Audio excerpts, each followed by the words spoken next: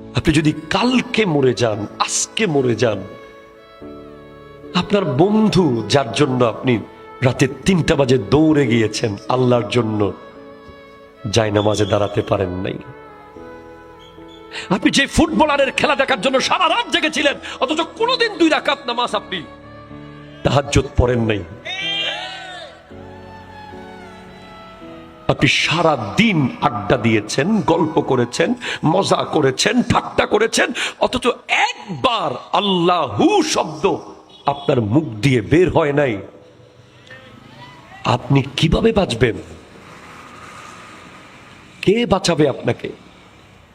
কে? Just দিয়ে দেবে। বন্ধু আসবে না জানা যায়, বন্ধুর টাইম থাকবে না তত।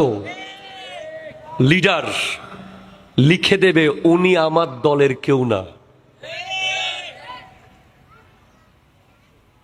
আমি আপনাকে খুব প্র্যাকটিক্যাল কথা বলছি। দুনিয়ায় যতক্ষণ বেঁচে আছেন, শরীরে রু আছে, হাতে শক্তি আছে, পায়ে বল আছে, পকেটে নুট আছে, গায়ে শুট আছে, পায়ে বুট আছে, দুনিয়া আপনার পিছে আছে। কালকে একটু হুচট খান, হসপিটালে কয়জন যায় দেখেন। হসপিটালে কয়জন যায় দেখেন।